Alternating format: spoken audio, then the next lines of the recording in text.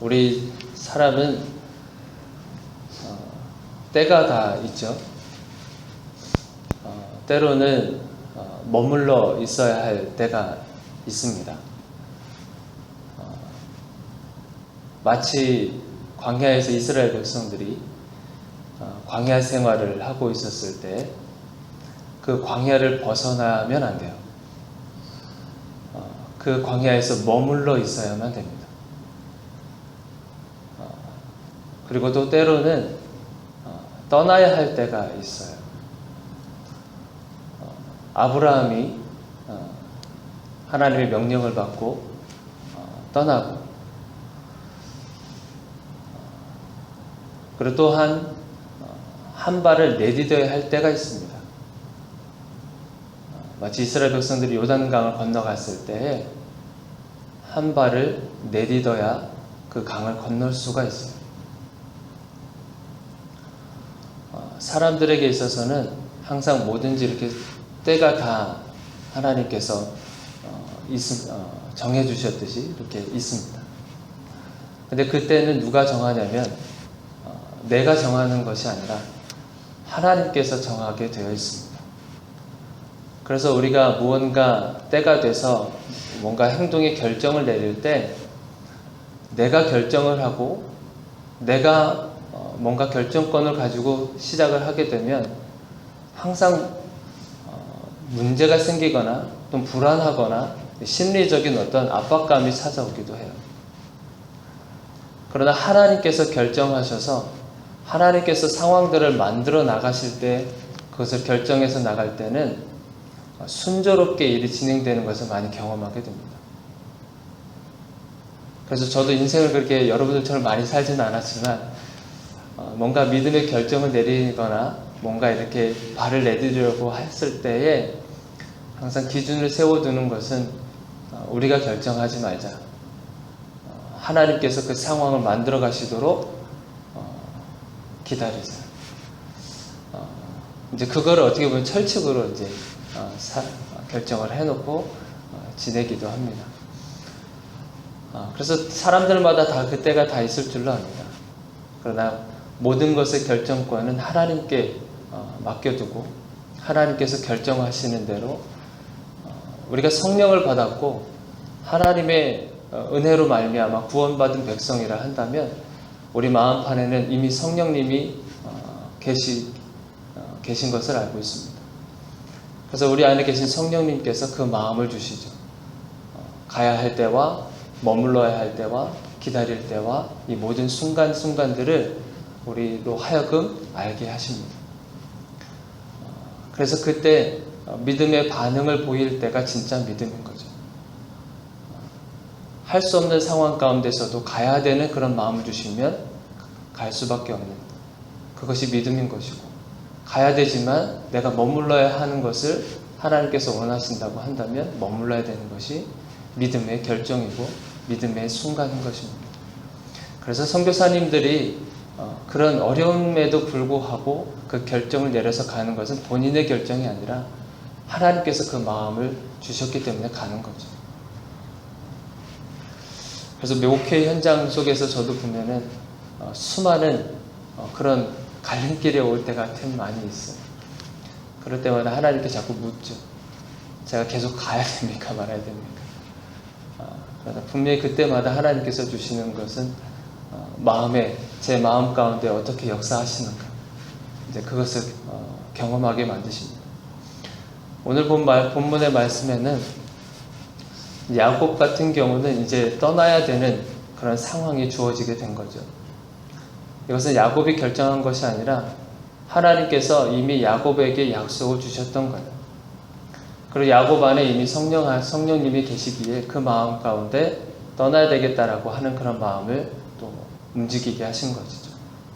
그래서 우리 25절 한번 보시면, 라헬이 요셉을 낳았을 때 야곱이 라반에게 이르되 나를 보내어 내 고향 나의 땅으로 가게 하시되.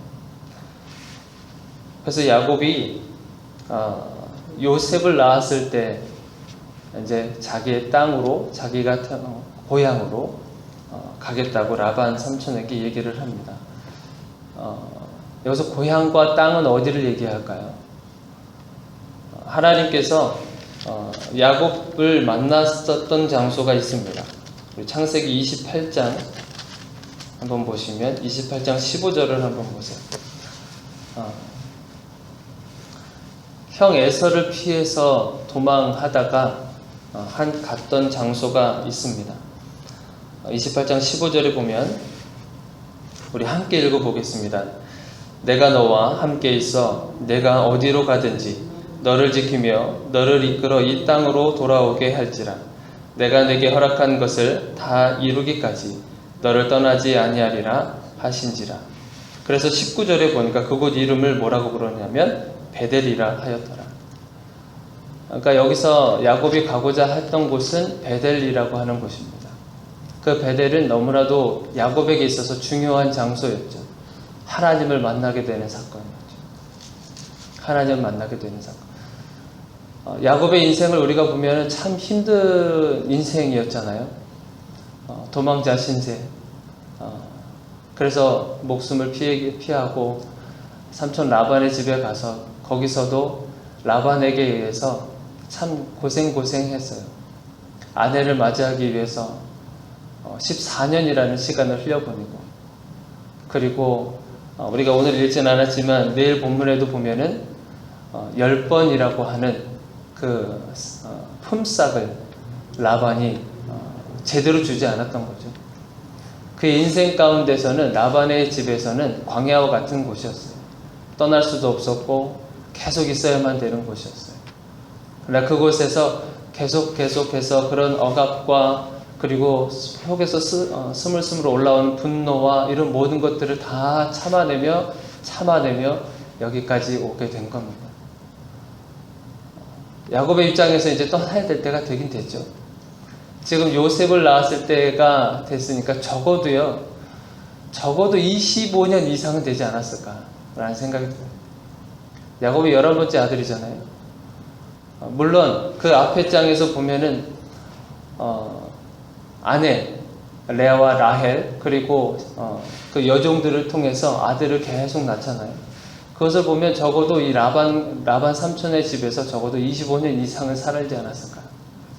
한 직장에서 여러분들 10년 이상 하면 그 사람을 향해서 뭐라 그러냐면 전문가라고 얘기합니다. 한 직장에서 10년 이상 정도 하면 전문가라고 하죠. 그러니까 라반의 집에서 거의 20년 이상, 25년 이상을 그렇게 살았다고 한다면 그 라반이 가지고 있었던 그 가축을 기르는 일을 했잖아요. 그럼 가축을 기르는 일에 있어서는 이 사람만큼 따라올 자가 없는 거예요. 그래서 라반에게, 삼촌에게 그 고생과 힘듦과 이 모든 것을 다 청산하고 이제는 갈 것을 얘기하면서 얘기합니다. 그런데 이 야곱이 떠나려고 했었을 때 이 라반은 붙잡죠. 최고의 사원이 이제 떠난다고 하니까 그때 이제 제안을 합니다. 내가 품삯을 줄 테니까 계속 남아있으면 좋겠다. 그러나 야곱은 그렇지 않고 안 줘도 괜찮습니다. 그러나 이 일을 만약에 하게 허락을 하신다면 제가 삼촌의 집에서 조금 더 일을 할 테니까 만약에 새끼, 염소와 그리고 양의 새끼 중에서 아롱진 것 그리고 점 있는 것 이런 것들이 나면 그 새끼들만 제가 취하고 가겠습니다. 근데 여러분 생각해 보시기 바랍니다. 이게 염소와 양은요, 우리가 흔히 생각할 수 있는 것, 양은 무슨 색이죠? 흰색이에요. 그리고 염소 같은 경우는 뭐죠? 거의 검은색이거든요. 아롱진 것이라든지 점 있는 것이라든지 이런 거를 뭐랄까 태어나게 할 수 있는 확률이 거의 없어요. 그러나 야곱이 이런 제안을 던진 겁니다. 양 중에서 아롱진 것이라든지 점 있는 것이라든지 검은 것이 태어나면 그거는 제 걸로 하겠고 그렇지 않은 것은 다 삼촌 것으로 하십시오.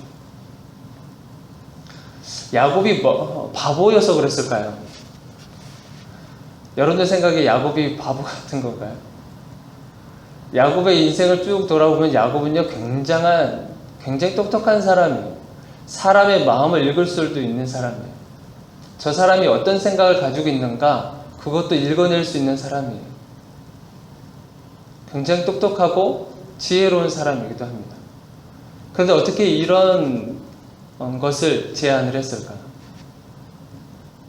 서두에서 말씀드렸듯이 한 직장에서 10년 이상 하면 전문가라고 그랬어요. 25년 이상, 거의 30년 가까이를 이 일을 했다면 어떻게 하면 이 가축들이 새끼를 잘 뵐 것이고 어떻게 하면 잘 태어나게 할 것인지, 건강하게 어떻게 하면 잘 태어나게 할 것인지에 대해서 누구보다도 더 잘 알 수 있어요.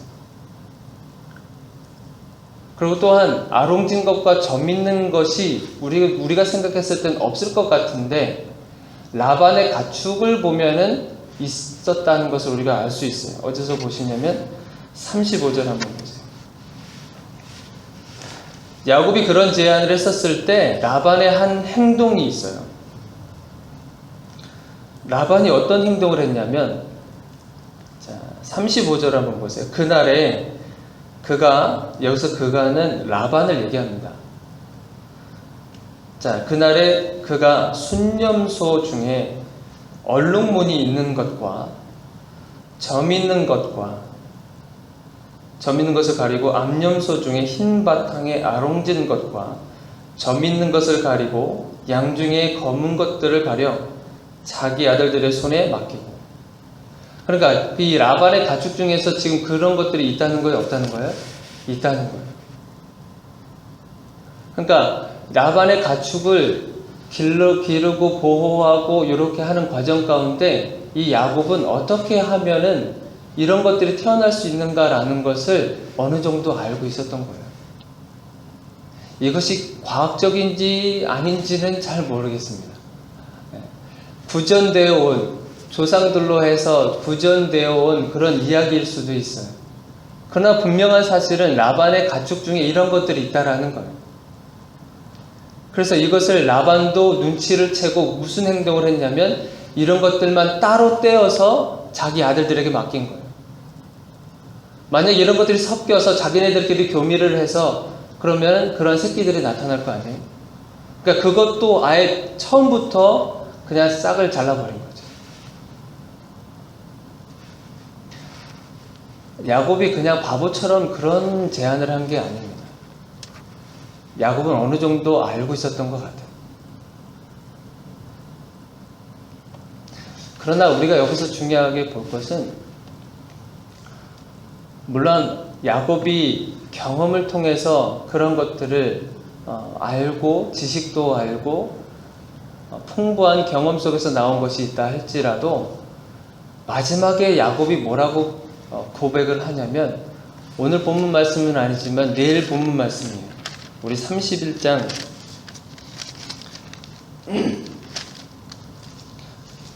9절을 한번 보세요. 31장 9절. 하나님이 이같이 그대들의 아버지의 가축을 빼앗아 내게 주셨느니라. 누가 그렇게 했다는 것이죠? 하나님이 그렇게 했다는 거예요. 그리고 11절에도 보면, 자, 꿈에 하나님의 사자가 내게 말씀하시기를 야곱아 하기로 내가 대답하기를 여기 있나이다 하매 이르시되 내 눈을 들어보라. 양떼를 탄 순양과 다 얼룩무늬 있는 것, 점 있는 것, 아롱진 것. 그러니까 이런 모든 것들이 있다고 한 것을 누가 얘기해 주냐면 하나님의 사자가 얘기한 거예요. 그러니까 이 야곱은 무엇을 고백하냐면, 내가 경험을 가지고 그리고 내가 들어왔었던 것, 내가 그 10년, 20년 동안 경험했었던 것 바탕으로 내가 이것을 한 것이기도 하지만 결국엔 누가 했냐면 하나님이 하셨다라는 것을 고백하는 거예요. 우리가 경험이 많고 지식이 많으면 여기에서 우리가 넘어지기가 참 쉬운 것이 뭐냐면 이 모든 것의 공로를 전부 다 나에게로 돌릴 때가 많다는 것이죠. 더 위험한 것은 이 경험과 지식을 바탕으로 좋은 결과가 나타났을 때 그래요. 우리 사람의 심리가 그렇거든요. 좋은 것은, 좋은 결과는 다 나에게로 돌리기도 하고 나쁜 것은 다 남의 탓을 돌리기도 해요. 야곱에게 있어서 정말 어떻게 보면은 번성하게 하셨어요. 그가 그렇게 실험을 통해서 얻어낸 결과물이 정말 좋은 결과가 나타나서 번창해서 정말 셀 수 없을 만큼 그 재산을 갖게 된 거예요. 그러나 그 모든 것에 대해서 누구에게 영광을 올려드렸냐면 하나님께 영광을 올려드렸다는 거예요. 우리가 10년, 20년, 때로는 우리가 교회 안에서도 그렇고 한 곳에서 봉사를 굉장히 오래 하신 분들도 많이 있습니다. 그럴 때로는 그런 봉사를 오랫동안 하시지만 결국에는 모든 것이 전부 다 나에게로 돌릴 때가 많이 있어요. 그래서 싸움이 많이 나기도 합니다. 경험은 정말 중요해요.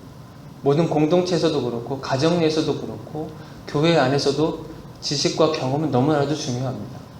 10년, 20년 쌓아져 갔었던 그 경험은 무엇으로 그것을 비교할 수 없을 만큼 너무나도 중요하죠.